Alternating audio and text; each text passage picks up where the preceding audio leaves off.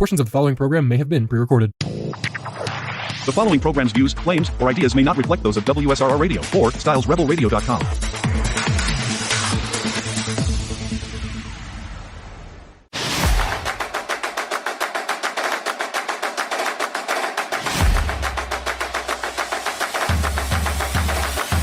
Welcome back to Behind Enemy Lines. This is your Cleveland sports show recorded in Pittsburgh. You can only get that here on WSRR Radio, your home for local and independent music.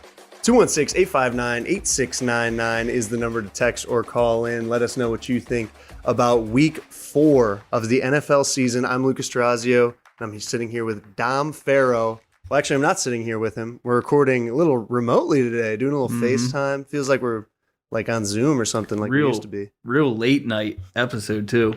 This is late night radio. Super late night. 10:26 p.m. on September 30th, and Tyler Huntley has just thrown an interception in the back of the end zone. On a 2-point conversion, though. This one up. Oh, it was on the 2-point. My bad. And it was to Tyreek Hill. That pass was intended for. Oh, man. My Dom right now is in a doomed. battle on his Monday night fantasy game where he is, what are you, 1-2 right now?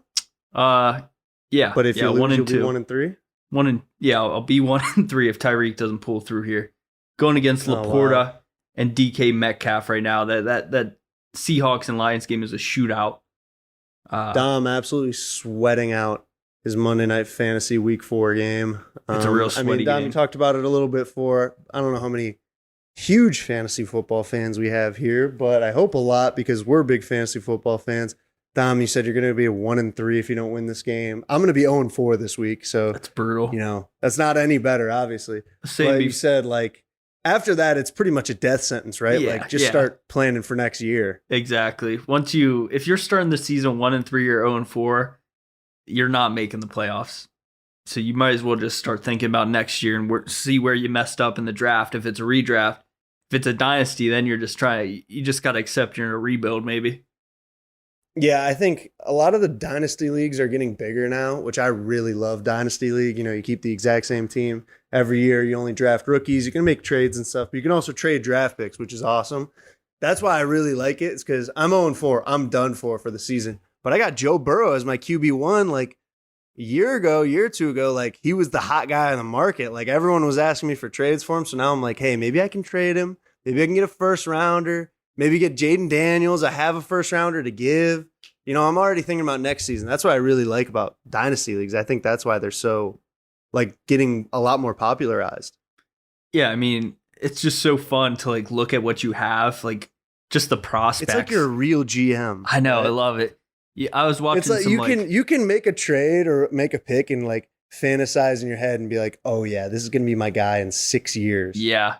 There's this is my franchise guy. There's a few guys on my dynasty team that I'm thinking might carry the torch in the future. Right now, it's an interesting league. So you play your matchup, but then you also get an extra win or an extra loss if you beat the median league score. Wow. So I'm 2-4 right now. League. What'd you say? I said that is a really interesting league. It is. It's very interesting because it's 1.5 points per reception for tight end, and it's 0.5 point. Wow, for running and they back buffed carries. the tight ends, huh? 1.5. And a half point for carries. Now you guys are just giving out points. Yeah, sometimes it's a bit much. I never understood the points for a carry. I mean, like you're pretty much just getting points for taking a handoff, correct? Yeah, I'm not a huge fan of this carry. I don't understand that. Points per catch, I was always like, all right, like I didn't really love it at the start, but now I'm like, all right, yeah, that works. We do half point PPR. Points per carry, like you're literally giving a guy, he can get nothing. Yeah. You can get -3 yards and still get 0.2 points. But I think there's also an argument be made about PPR, and like kind of that's a weird scoring. I think half PPR makes the most sense probably, but there's no reason a catch for 0 yards should be equal to a 10-yard rush by a running back. Yeah, I guess. I mean, I think half point PPR is, just because statistics, like really you look at it, I guess fantasy football isn't really about helping a team win. It's about getting stats, right? Yeah. That's why it doesn't matter whether your guy catches a touchdown when he's down 28 or catches a touchdown when they're up 2, or to win the game. You get 6 points either way. on your fantasy team. Mm-hmm. So, I guess, wins and losses don't really matter, right? So it's kind of like, why should it matter whether or not that actually helps the team? You got a catch, you got the stat. Yeah, I agree with that. But yeah, Dynasty's probably the most fun. I mean, I feel like you ever seen Moneyball? I feel like I'm Billy Bean. Really? Yeah. You think you're Billy Bean because you're sweating out Tyreek Hill on Monday night? Huh? No. You're like I feel like Billy Bean in that scene where he's working out when the A's were like on that win streak. And then he goes out and looks and they lose. I feel like him when he's in the meeting with all the scouts. He's like, Tyreek Hill, he's basically useless now. He's got no quarterback. We got to replace him in the aggregate. Like, how do we get Rico Dowdle in there? That's how we replace him in the aggregate. Wow. We look at the analytics for Tyreek. We don't care. That's we crazy. don't care about how flashy you are. We don't care how fast you are. Do you get catches? Do you get handoffs? Yes. Replace them in the That's aggregate. right. It is Moneyball. You're right. You got to have that statistical mindset. It has nothing to do with whether or not they're actually a good football player. I mean, I feel It's like, oh man, they're on a terrible team. He gets 40 carries a game. I feel like I'm a genius when my fantasy team's going well. Like, I'm all into it. I'm like, yeah, I know ball. Yes. I know ball so well. And then as soon as it turns around, I'm like, I hate fantasy football. When you're winning, you're like, I'm a genius. And when you're losing in fantasy football, you're like, it really doesn't all even matter. Like, it's all just random. Yeah, it's all just luck. None of this means anything. Yeah, it's like, I mean, it's all luck. Who would have known that Dallas Goedert would finally have more points than Brock Bowers in week 3? I mean, like, it's just a crapshoot. I mean, sometimes it really is just bad beats.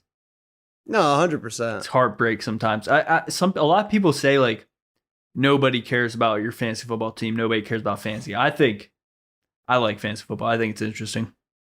I do really like fantasy football, and I really like listening into like other people's teams, like sometimes, but mostly like the situations, like when they're like, oh man, like I have a situation a couple years ago where it was like, I needed so-and-so to win for me, and they needed 2 points to do that so that I could get in the playoffs. So then like me and my dad are sweating out the game, watching like making sure Christian Watson got 5 yards so that Jack could beat Ryan so that I could get into the playoffs because then Ryan wasn't in the playoffs. That stuff I get excited about. But I saw a tweet once that, like you said, like no one cares about your fantasy team. That's why I almost think that you need 2 people fantasy teams, because it's like I can call you and you're not in my league and I talk about my fantasy team and you're like, yeah, I don't really know that. I'm not that invested because like whatever. But then like I talk to someone else in my fantasy team. They're like, I don't care because I want you to lose, or, whatever. You got 2 people. It's like me and you are hosting, we're GMing a team together. I can talk to you. I can call you and be like, man, what do you think we should do with Chris Olave? That could get controversial though, I feel like. How so? That's why I think it would be even more fun though. If you're in a league with like 20 guys where it's teams of 2s. Yeah. But then it would just be tough to who controls it. Yeah, I mean, you would have to make sure not to fight, obviously. But that's the thing. That was the other thing I said. I feel like someone was like, man, that could... a split between people who actually care and people who don't give a damn. Yeah. Well, I don't know. That's why you got to get a good group. It's true. The dual fantasy league. I did say that once. I said having 2 guys, that would be really fun. And someone goes, well, what if, one wants one thing, one wants the other, and then they fight, and like that could tear up a team. It's like, that's the whole thing. There's good ownership and there's bad. Like, you got to be a good owner now. You got to put your emotions aside, for business, and be like, you know what? You're right. Chris Olave is going to have more future than so-and-so. I don't know. Who's another? Amon-Ra St. Brown. Mm-hmm. And like, you got to put that aside because your GM and your owner have got to get along, right? Definitely. It makes it more realistic. It's Moneyball.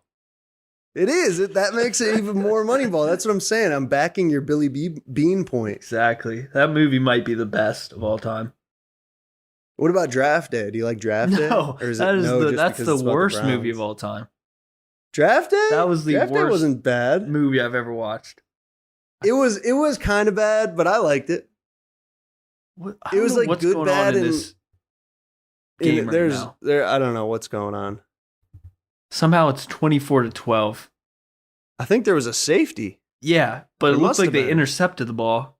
I mean, this is one of the worst. But then football they games didn't. I've ever watched. I don't know what's going on, folks. If you watch the Titans and Dolphins week 4 game, maybe you'll get it, but probably not. Because who the hell else do you is do watching this? fantasy last place punishments in your league? So this is a controversial point in our league. We were supposed to. First year, we were like, all right, we definitely have to do a punishment. Like, what's it going to be? Like, should we do like, there's the IHOP challenge. We're like, you got to stay in an IHOP for 24 hours, but every waffle takes off an hour. Or I mean, Waffle House, not IHOP. Like, there's all that like kind of fun stuff, but like whatever. We were like, we should get a tattoo. Like, we're going to have this league until like for the next 30 years. Like, we should get a tattoo on your ass and like just have something small. And everyone, and like the league was very split on it. Like you said, the league is usually split of guys who really are into it and really aren't.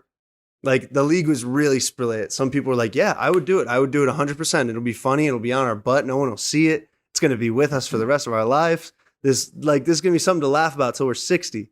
And then other people were like, no, I'm not doing that. I would never do that. I'm not getting a tattoo.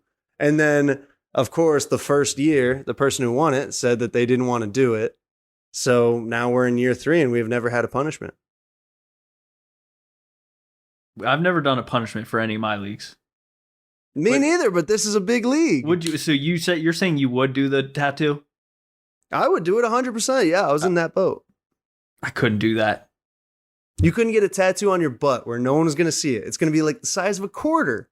Well, what would it have to be? Think of it though, like in 25 years, you and all 10 of your friends are going to all have them probably because everyone's going to come in last place at one point. It's true. You'd think so.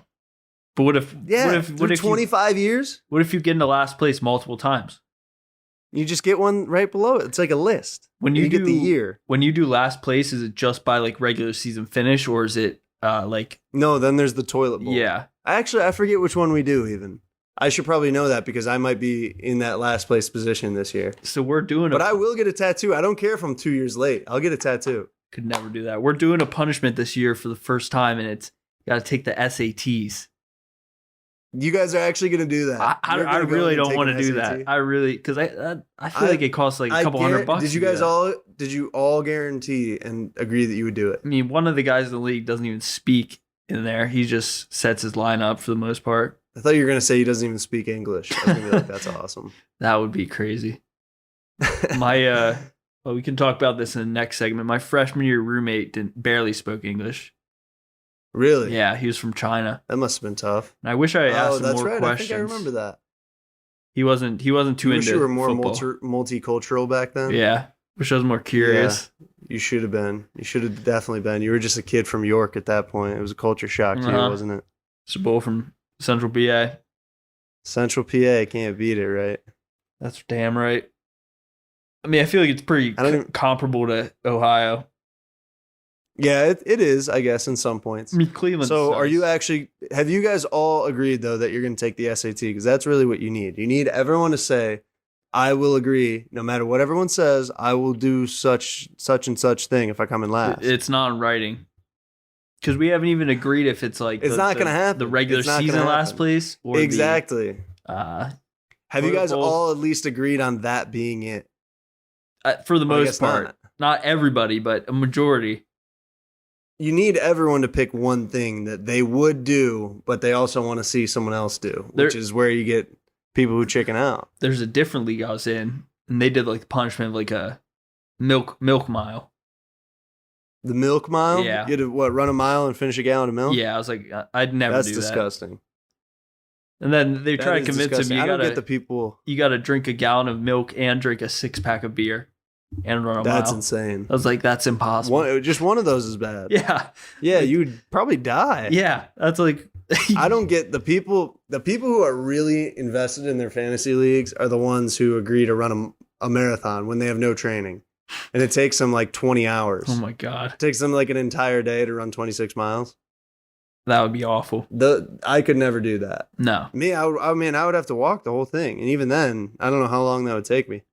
Yeah, I wonder. I feel like I could run the first like 2-3 miles without walking. I don't run at this point. Yeah, I mean, I could run them, but they wouldn't be fast. Yeah, I wonder. I feel like I could do it in less than 10 hours. I don't know. Let me think. I could probably run the first 3 hours in 45 minutes. 3 miles. Okay. What's that? That's not fast, but is that like, what's a 5K usually finish at? 5K is like 30 minutes. Okay. So, yeah, 45 minutes. I'll give myself that with no training. Okay, let me do some math here. 24 divided by 3. That's 8. We're going to go to our first 8 break. times 45. 216-859-8699. Let us know how fast you could walk a marathon.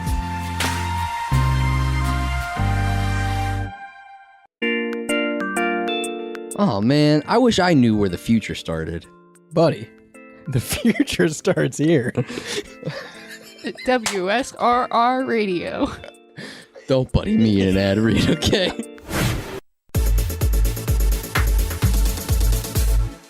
Welcome back to Behind Enemy Lines, your Cleveland sports talk show from Pittsburgh. We have discussed over the break that me and Dom could not finish a marathon in under 10 hours, 10 miles. Jesus.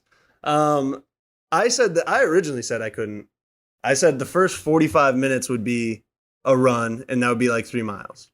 And even then, that would be tough for me at this point right now. I've not trained at all. And then I said 3 to 4 miles an hour pace for 23 miles. That's like 8 hours, and I think that's going to be a hard pace to keep up. Yeah, that's what I'm saying, 10 hours. But you said less. You said you could do it in less. Yeah, less than 10. I'm saying I'm giving you 10. No more, no less. I don't know if I could do it. I don't think you could. I think maybe I could do it. I don't think you could do it, is what I'm really trying to say. I think that would definitely be possible. I think I have a chance, and but I think it would be hard for me still. I really don't know if I could do that. 10 hours? Are we kidding? 10 hours, yes, dude, I'm telling you, that's hard. With no food, you can't eat. Sure you can. You can have a little Cliff Bar with you. Can you eat during them? Yeah, I guess you're right. I don't know why I just made that up. Starve myself. Yeah, but no water. You can't drink either. You can't drink any water. That makes it harder. Just adding torture yourself. stipulations. Yeah, then I would never finish if that was the case. Yeah, and you can't wear shoes either. So that's the other thing. Yeah. You have to walk, all that concrete. So that would make it be tough. tougher.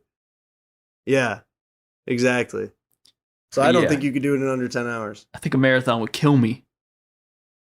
I think a marathon that was sponsored by GenericClothes.com would be really great. Nobody cares about the details. Get to the point. GenericClothes.com. Don't sell out to big brand clothing empires and their prices. Make a statement at their expense with GenericClothes.com. Dom, Browns and Steelers both lose this week. We can both be depressed together, correct? Yeah, tough week. I mean, I still feel good about the Steelers. It was self-inflicted. Shot themselves in the foot. They should have won that game. Yeah, really. And I mean, if Joe Flacco comes in the game, how can you even be mad that they lose to him, I mean, I can be upset about that part. There's some that Tomlin said this week where he was like, we prepared for Anthony Richardson all this week. It's like Tomlin's played against Joe Flacco 20 plus times at this point. You got to know how to stop this guy. Well, it's a different plan every time. I understand. You can't say that. It's with a whole new team. I understand that, but I mean, you got to know Joe Flacco.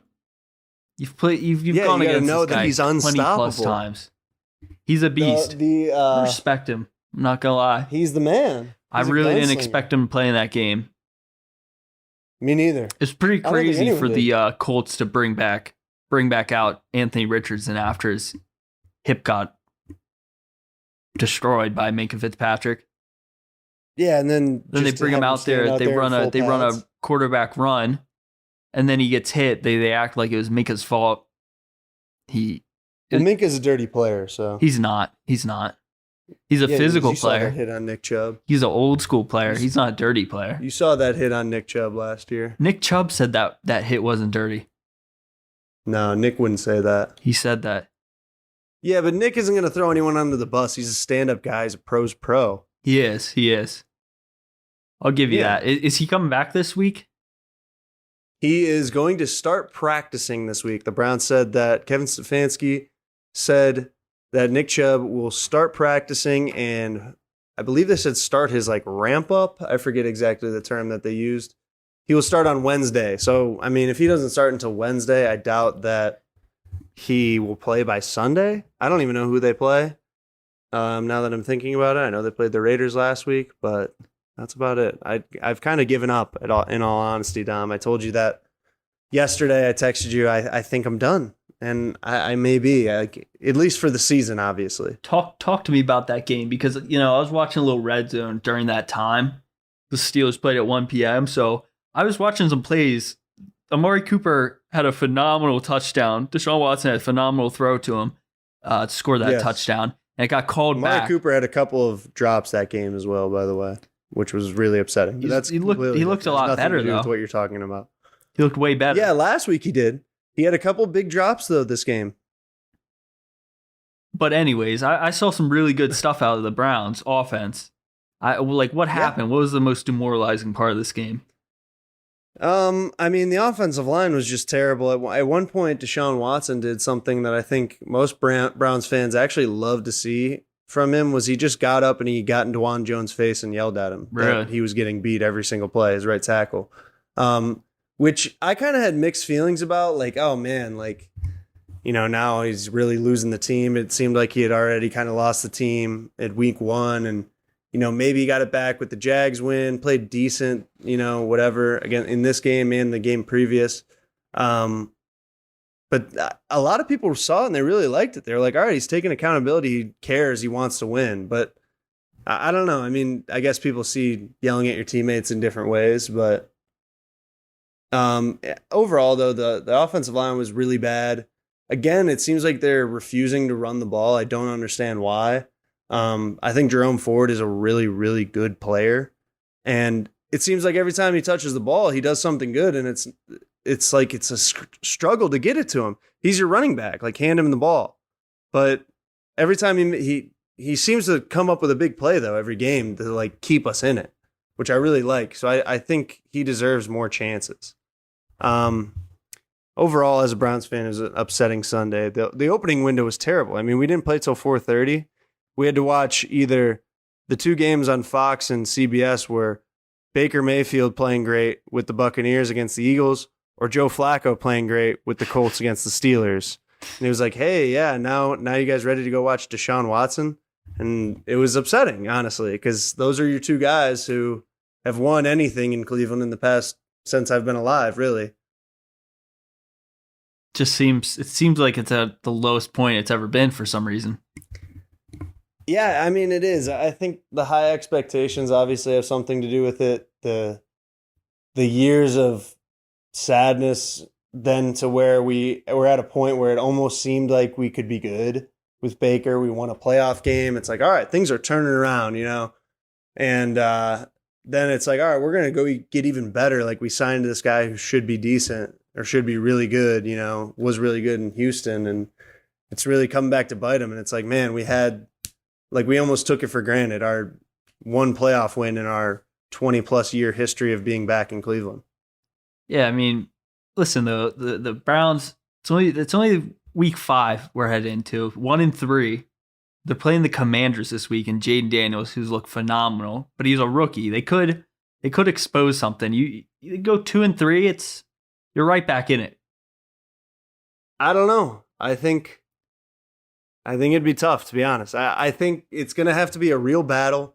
I think something has to really change. I wouldn't be surprised if something happens in the end of this year that the offense gets explosive. Deshaun looks more comfortable and Jerry Jeudy starts really clicking. And I think they could end up maybe being a fun team and win a couple games at the end. But I just think the hole they're digging themselves in right now, it's going to take a couple of weeks to get out of, and not just saying a couple of wins, obviously, but there's going to be more close losses, but where they look good, in my opinion, and before they really start clicking. Yeah. And at that point, I find it hard to see them winning more than 7 or 8 games. And the division is and way even too then, good.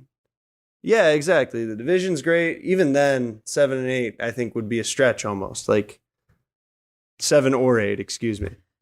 The Ravens last night, they looked phenomenal, almost unstoppable against the Bills. I think they might, unfortunately, be the favorite to win the Super Bowl, in my mind, at least. I know they are on paper. I know it's still the Chiefs and the 49ers are ahead of them in the sports books, but I still think that the Ravens are on a different level right now. I think that adding Derrick Henry really, really helps them. I mean, you saw that first play, 87 yards, right? Yeah. Against who they played, the Bills on Sunday night. I think it really helps them, and Justice Hill's really stepping up, and like they have the most dangerous backfield in the NFL just because they have Lamar already. Oh, and now definitely. obviously add Derrick Henry. I think we talked about that. I feel like the only other backfield that could maybe like be close to them is Saquon and Jalen Hurts. But yeah. for right now, it's I think there's still going to be a question mark around them just because can they win in the playoffs? That Lamar's is- had, I mean, you probably know better. What's his playoff record? Oh, I have no clue. I think he only has one win, I want to say. Yeah, one or two. And I mean, well, you had to have two last year, right? You got to the AFC Championship against the Chiefs. Or maybe they had to buy. I don't know. I can't remember anything. My brain's applesauce. Lamar's 2-4, 2-4 in the playoffs in his career.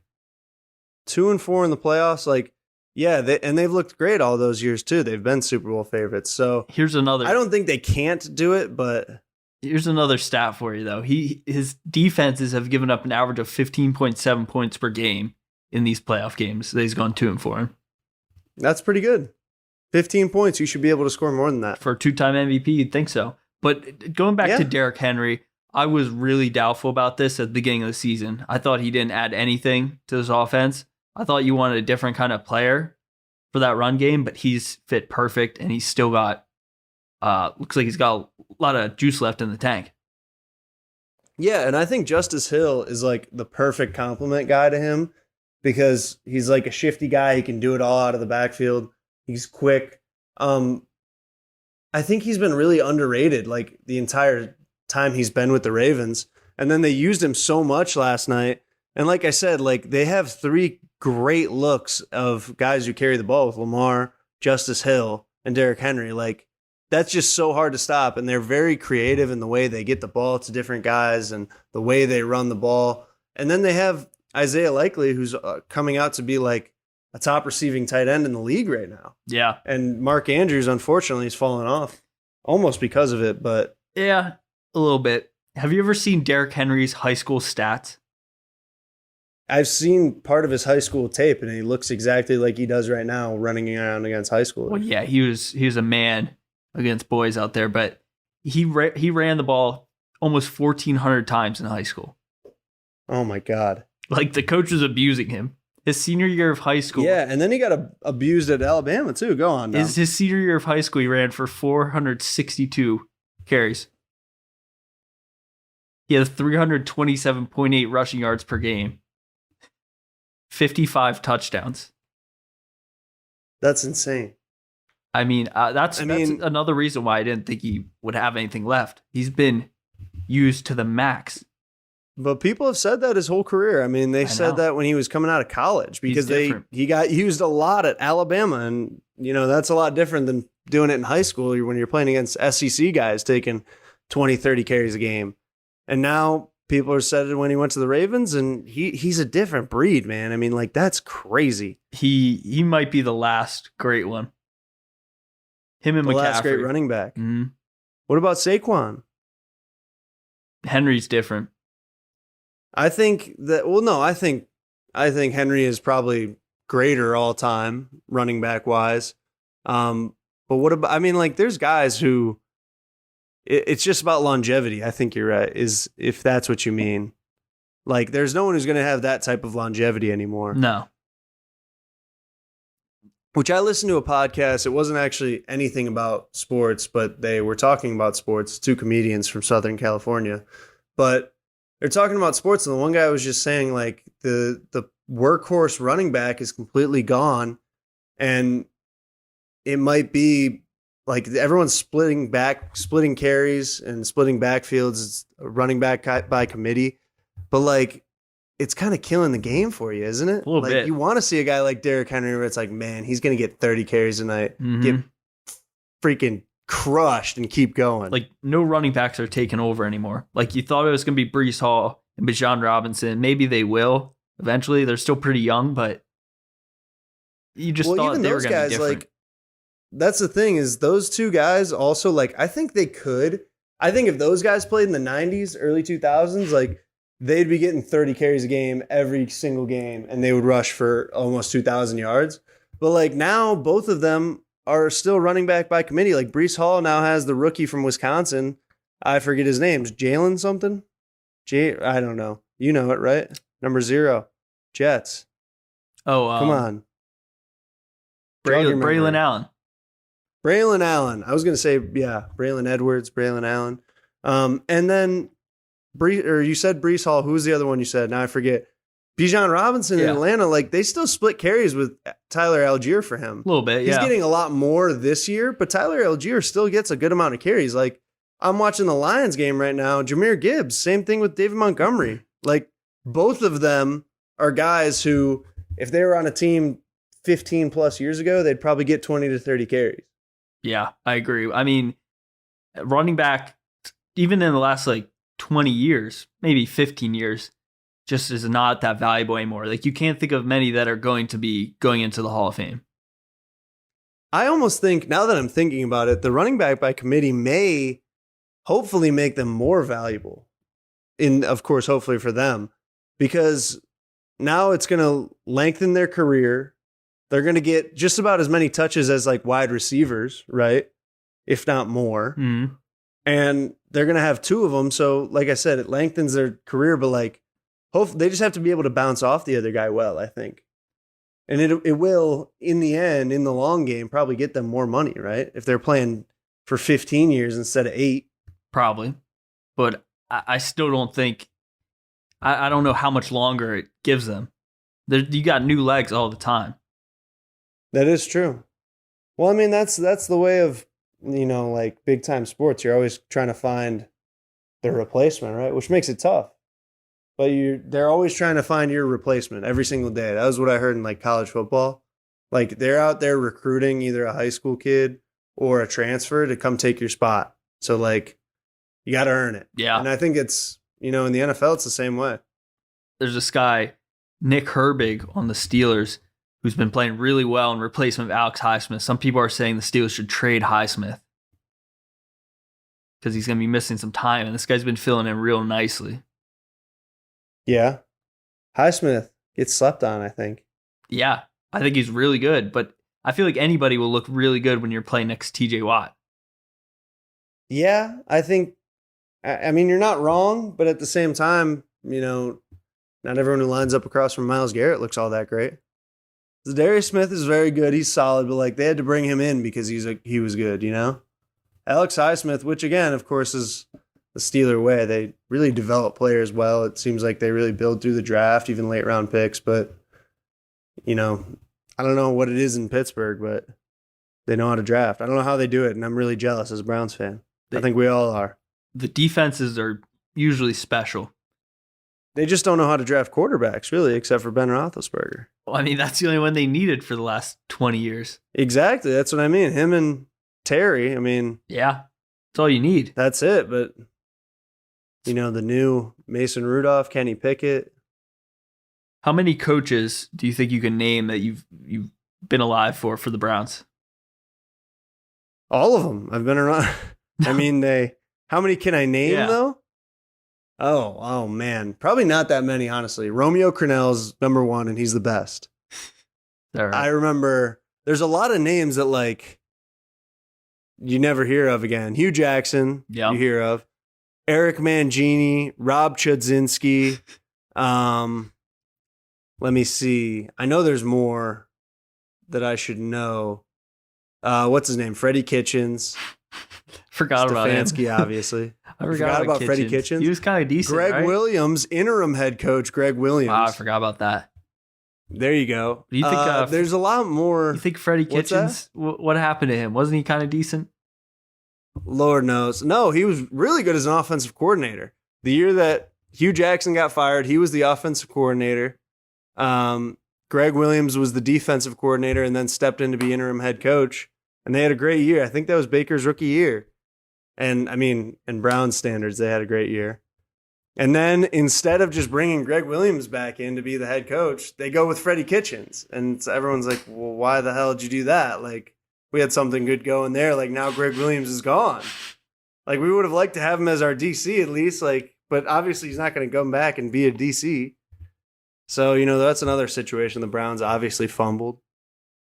Do you remember when Greg Williams, the Jets won the game? Saints Bounty Gate? Well, yeah, that was pretty nuts. But no, when he was the coach, I think defensive coordinator for the Jets. And I forget who they were playing against, but if they won this game, or no, if they lost this game. Oh, that's right. He tanked for draft position, basically, right? No, did he tank or anti-tank? I feel like he was definitely on the Jets, and it resulted in Trevor Lawrence being taken by the Jaguars. Maybe it was. I thought he screwed the Jets. We'll have to look back in our record books. Yeah, we'll have to take a look at that. We're going to go to break quick before our final segment. We'll look that up in the break. This is Behind Enemy Lines, 216-859-8699. Who's your favorite Browns coach?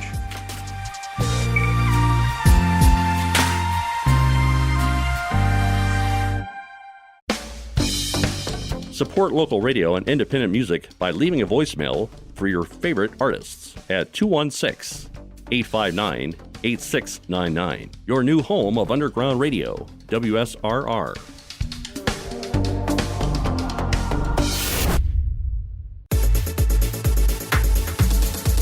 Welcome back to Behind Enemy Lines. Chris Palmer, Butch Davis, Terry Rubisky, Romeo Cornell, Eric Mangini, Pat Shermer, Rob Chudzinski, Mike Pettin, Hugh Jackson, Greg Williams interim, Freddie Kitchens, and Kevin Stefanski. Those are the coaches since I have been alive who have been the head of the Cleveland Browns. And man, those are some really bad regular season records. That was brutal. Absolutely brutal. And add Bill Belichick to that list too a little bit before. Yeah, Bill Belichick was the last coach before they relocated. There's a couple more down there, but man, there's a lot of names just since we've been born, and even more names for quarterbacks. And it is sad. The factory of sadness is back once again, and I think we're pretty deep. I mean, right now, I almost feel like we're back in the dog days of like the real factory, like 2000s factory of sadness. How hype were you and like kids in your school when Browns got Johnny Manziel? Oh, we were hyped. We were really excited. We didn't really think he was going to be good, but we were just praying like, oh man, that would be so awesome. Yeah. Like, I feel like every person who played quarterback for the Browns, it was always kind of like, man, could you imagine if they're the guy who brings us out of this, who takes us out of this deep depression? And he was the worst. There was never that real glimmer of hope until Baker. He might have been the worst then one. It was like, wait. Yeah. Yeah, I mean, Johnny was up there, that's for sure. But yeah, I think Baker was the first one to be like, oh man, like wait, maybe he actually will be the one to take us out. Yeah. And then could have been, maybe. But then we shipped him off. He's gone. What about DeShone Kizer? He's gone. What about DeShone Kizer? DeShone Kizer? No, never. Like, again, he was like one who, like, really, from the time they came back, except for 1 year with Derek Anderson, I feel like from the time they came back until Baker Mayfield, every single season, it was like, don't even get your hopes up. Like, everyone was kind of just like, oh, yeah, maybe they'll win 3 games.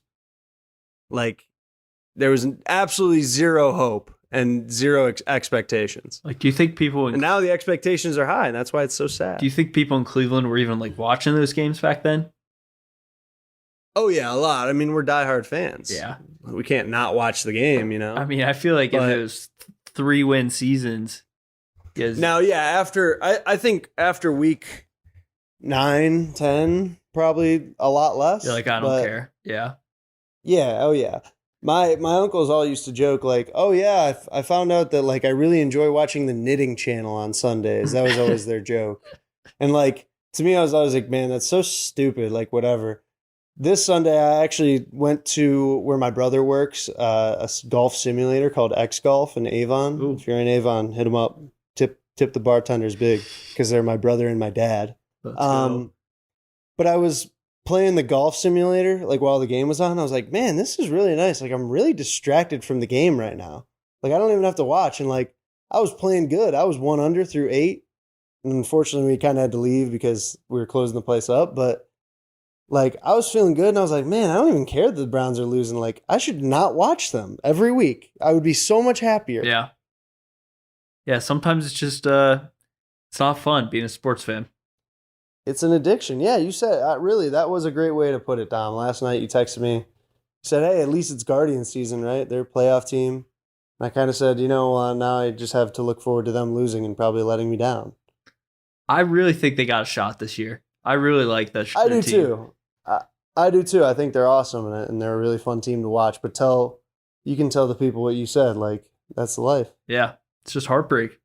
That's life as a sports heartbreak fan. Year after year. Yeah. Is it ever really that big payoff? Sometimes.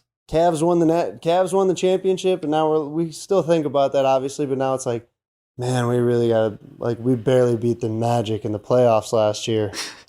Like, we're upset. Yeah. We're right back to it. Yeah, I mean, I feel like Eagles fans were the worst with that. They finally got the Super Bowl. They finally won something.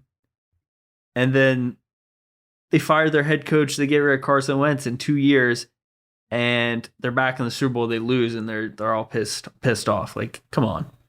They've been the best team in the last 10 years. The Eagles? The Chiefs? Chiefs, yes. Chiefs are definitely the best in the last 10 years. Eagles second best. Yeah, I mean, it's either them or the 49ers, but probably the Eagles because they've at least won one. They actually won something. They're just good every single year. They've been so consistent. They have. Now, there was some years in between there, Wentz and Jalen Hurts, where they were bad, like that last year that Wentz was there. And I watched almost every game because my roommate was from Jersey and he was an Eagles fan. Yeah. So that year I was kind of an honorary Eagles fan. They weren't good, but they weren't awful. They were pretty bad. Carson Wentz was pretty bad. Yes, Carson Wentz was pretty bad. That's true. It's a shame. Usually when your starting quarterback is pretty bad, you guys are going to be pretty bad. Yeah. It is a shame. I think the ballad of Carson Wentz is really sad. He's on the Chiefs now, though. That's crazy. Maybe he'll get a ring. He'll win another ring. Yeah. Hopefully for him. Yeah. It's all just bread and circuses, right, Tom? Yeah. Am I right? At the end of the day, as a sports fan, it's just bread and circuses. Every day, every week, every year. Just watching these games. Just let down. Think about it. Everyone but one team, every city but one city, all 32 of them are going to be let down except for one every single year. Isn't that wild? Yeah. It is pretty. Thousands. It's pretty sad for a lot of people. Thousands of fans for every team. Thousands, sometimes millions. Maybe not millions. I mean, I was thinking about that today. I'm really lucky I'm a Steelers fan. Like it's one of the best franchises in all of sports. I actually told my father this weekend, not that I would ever do it, but I looked at him and I said, my life would probably be a lot less stressful if I was just a Steelers fan. And then he goes, I said either that or I would be more happy. And he goes, you probably would be. He goes, they're not happy because they're used to winning and now they're upset because they're not winning by enough or looking good enough when they win. But, you'd be happy coming from a Browns background. Yeah. But I still won't do it. Too loyal. I mean, even the Penguins, it's absolutely amazing. They got Mario Lemieux and then Sidney Crosby. Yeah. Two of the best players of all time back to back. Pirates, however. And then the Steelers did it with, not right back to back, but Yes. And then the Steelers did it with Ben Roethlisberger and Kenny Pickett. They did.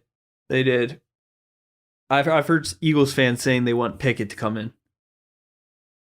That's insane. That's like the Steelers fans saying that Mike Tomlin should be fired every year. Yeah, I hate that. I hate when they say that. Yeah, but you want it, don't you? You want a change. No, I don't. You want Mike Tomlin to come to the Browns and be our head coach. That's what we really want. Worst. Probably. Yeah, for you. It'd be horrible. It'd be so good for the Browns. I would love that. Being a Browns fan is very stressful. I don't know if it's weighing on me. I think I've been having stress dreams, Dom. I told you about this last week a little bit. Mm-hmm. We can talk about that. I keep waking up in sweats about my new job. Really? And I'm not talking about host of Behind Enemy Lines. I'm talking about my real estate job. I wake up and I was having a dream that I couldn't get the keys to be in a place, or I filled out a document wrong. And now someone's going to lose their hand money, their deposit on their home. And I blew it and I lost my license. Then I wake up and I'm in bed. You never have stress dreams? Oh, I've had those before. I'll wake up like panting. Yeah. Like, not good sweating stuff. usually, but like I'll be like, Wow, full run. Like you just came out of running from the dream. Yeah, I mean, this one time I had a dream where I was like stuck in an elevator, and the elevator like caught on fire, or something. Oh my started, like, God. smoke it up. I like couldn't breathe in there. Then I woke up like trying to catch my breath. When you are in dreams and you're trying to run, are your legs jello? You can't lift your knees. Yeah, it's no good.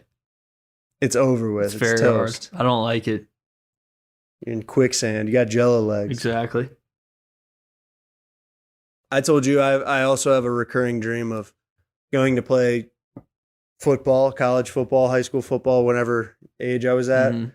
And the game is starting and I don't have my pants on. I don't have my, not like, oh, he's in his underwear. Like I don't have my game pants, or I don't have my cleats or my shoulder pads or my helmet. And I'm in the locker room just rifling through my locker. Can't find it. Game starting. I'm watching it like I keep peeking out to see what the score is. I'm like, man, I'm missing it. We're winning, but I'm missing it. And then we're losing. And I'm like, oh my God, it's my fault because I'm not out there. Or I find my cleats and then I run out and then I go, oh my God, I don't have my gloves. And I have to go back in for gloves. What a softie, right? That's disastrous. You're freaking out. Yeah. Those are my stress dreams. And I actually had one of those this past weekend. Maybe I was thinking about how I should be playing for the Browns. Maybe I could help them out. Maybe fill in for Njoku. Yeah, there you go. You know, Hey man, Whiteheart, I don't know who he is, but he had a great game this week at tight end. yeah, he was better than Mark Andrews. Yes, Mark Andrews, like you said, or I said, someone said, Washed. he's struggling right now. He's washed. Is he washed? I'll tell you what, though, tight end is a tough position because everyone will say he's washed, but like he's blocking great. That's half of his job. Yeah. Half of the game is blocking and tackling. That's what people say. The other half he ain't And producing. he's blocking good. He used to be Lamar's number one guy. Yeah, but, you know, why is that a safety? That's a terrible call. Yeah, but they also didn't have any receivers then. Now they got Zay Flowers and Nelson Aguilar and Isaiah Likely. Yeah, Nelson Aguilar. Yeah, Nelson Aguilar, man. Talk about the Eagles. He's a beast. He's the man. He's almost as good as Mohamed Sanu, our favorite player. Our number one podcast The Sanu cast. topic, the Sanu cast. We're going to start a new show. It's all about Mohamed Sanu and how he's got Spin-off. great hands. The And best the Patriots hands. brought him in. The Patriots brought in Mohamed Sanu to keep Tom Brady in New England. That was It almost worked. that was our point at one point. That was our Moneyball scheme. At one, How do you feel, at one Gronk? point in our broadcasting life, we thought that Bill Belichick and and the Patriots front office were in a Moneyball conference room. And they were like, Tom Brady, he's the best ever, but he wants to leave. How can we keep him here? We bring in Mohamed Sanu. He can't leave a weapon like that. He's too We good. make him an offer he can't refuse. He We refuses. make his wide receiver one, Mohamed Sanu. We bring in Instead of Sanu. having Mike problem Evans and Chris fixed. Godwin. Sanu comes Problem in. fixed. He's basically Julio Jones. Problem solved. Tom Brady staying in New England for another 10 years because of Mohamed Sanu. Dynasty continues. What a crackhead scheme that is. What could have happened? Dude, what Tom Brady could have done if he would have stayed with Mohamed Sanu. Who could even know? I mean, what's his name? Yeah, Robert Saleh. The guy played by what's his name? Jonah Hill. I got something. Yeah, I got something he's the for Browns front office The guy. Is that what Moneyball you're gonna guy. say? You remember like the nerd Yes. guy in Moneyball? What's his name? No. Moneyball the movie. You got Billy Bean, and then the guy that Paul DePodesta. Jonah Hill. He used to work for the Indians. Yeah. And now he works for the Browns. That's where Billy Bean steals him from He's in the movie. correlated Steals to him from Deshaun Watson. Steals him from the Indians, right? Like Peter. You're damn right. I'm Paul damn right. Anytime DePodesta. any Cleveland sports team's in a movie, I remember it. You think I haven't seen Major League 45 times? Really? Major League 2 Yeah, also he good. got Deshaun Don't Watson. care what anyone says. I think that's right. Yeah. Yeah, Pete Rose Actually, passed away damn today, right. as well as Dikembe Mutombo, who was in one of the best sports commercials of all time, probably that Geico commercial where he was swatting people. It's crazy that, you know, that is wild. It's crazy that Mutombo was one of the best, Pete Rose. big men defenders in NBA history, had tons of blocks, and a lot of people in our generation know him for a Geico commercial, right? Is that disrespectful? Yeah. I don't think it's That wasn't too disrespectful, long but ago. because he played a really good role. Yeah, and he played a very good, honestly, I didn't know who he was before that, and then I looked him up and I was like, man, this guy's awesome. Yeah, Mutombo's the man. That's just, how you get your No, name. you're I'm probably sure a lot right. of people didn't know who I don't think that's disrespectful. Icky Woods was. Nah, from it's the a Icky good Shuffle. commercial. And he was Iconic, in that yeah. commercial where he was doing the Icky Shuffle. People probably didn't know who This Michael guy's a Jordan was beast. before he was in that Yeah. Hanes commercial, Oh, yeah. right? There's no disrespect there. You didn't like that one? It's true. It's a good joke. It's a really good Obviously, point. people know who you never seen him in a Hanes commercial? Oh, man. That one fell flat. I got to take that one out of the set list. He did a lot of them. 216-859-8699. Text or leave us a message. Tell us your favorite Michael Jordan commercial. Haynes Talk. Listen to WSRR Radio Sanu Talk. at Live 365 app or the WSRRradio.com website. Dom, thank you for joining me. I'm Luke D'Ororazio. The preceding program is a StylesRebelRadio.com production.